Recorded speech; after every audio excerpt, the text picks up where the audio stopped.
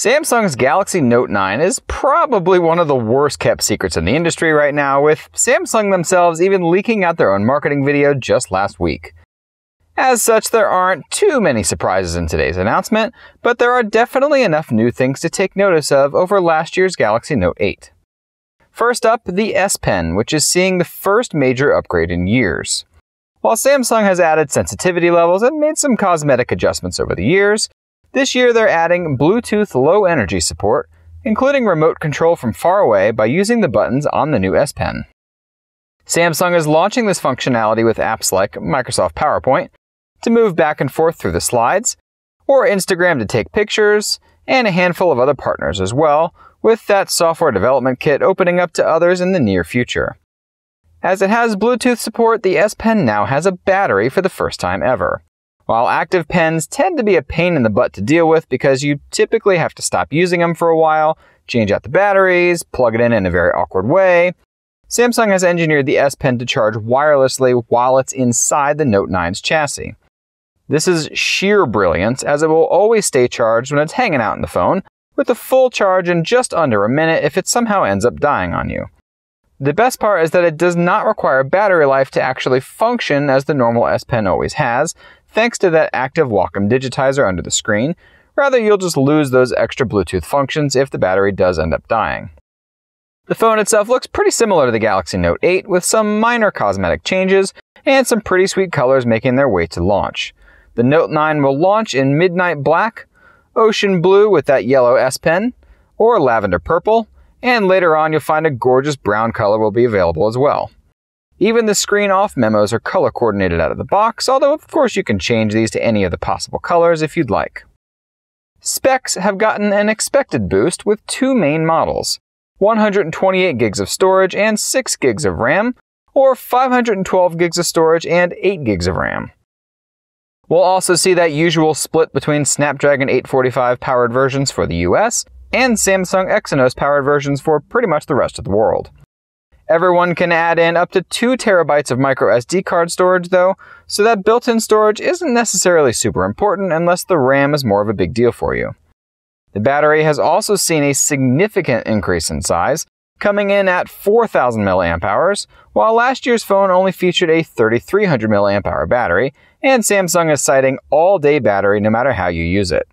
The downside here is that we're still not seeing any upgrade from Samsung's pretty slow adaptive fast charging, which in reality is the slowest charging on any major Android phone, with only Apple's iPhone line charging slower than Samsung's flagships. We assume that this is mostly because of that battery scare from the Note 7, but of course it's disappointing regardless of the reason. It's still got fast wireless charging though, so if you keep it trickle charging throughout the day, you definitely won't have to worry about top-ups.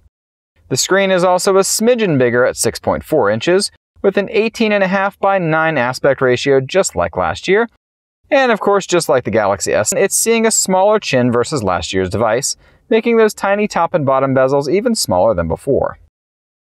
Samsung is debuting a brand new water carbon cooling system with the Note 9, which helps everything inside keep quite a bit cooler and keeps that long-term performance going better than ever. Of course, this will also help with general overheating issues and battery heat issues as have happened before. Samsung is citing this is particularly helpful for gaming though, something that was once a niche on smartphones but has now come full circle with serious games and multiplayer experiences.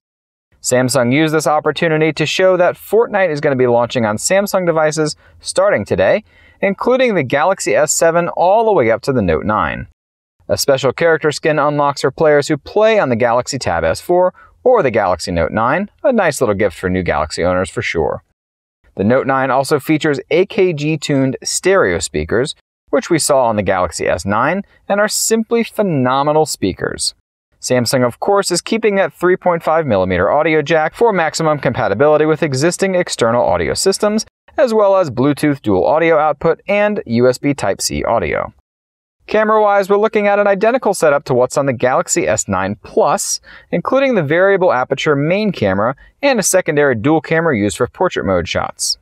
Just like the S9, the fingerprint scanner is now located under this camera module as well. Samsung is launching what it calls its intelligent camera with the Note 9, which utilizes scene detection much like Huawei, LG, or many other OEMs have adopted, and typically call something like an AI camera. There are 20 scenes that Samsung has come up with that adjust colors, saturation, and other photographic elements to make that photo look more appealing.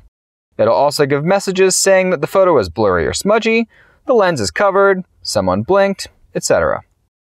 Software-wise, we're looking at Android 8.1 Oreo shipping with the phone, not Android 9 Pie, but it does feature an upgraded Samsung Experience 9.5, offering up a few new features and the usual tweaks and visual changes here and there.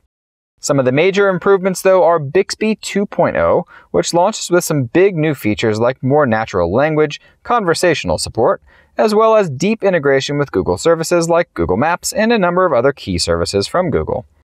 August 24th is the official release date for the phone, and Samsung is highlighting its trade-in offers, good for up to $450 off the Note 9. Most modern smartphones, though, seem to fall within that $200 to $300 trade-in range, though, so you'll still have to shell out quite a bit of cash to pick up a Note 9.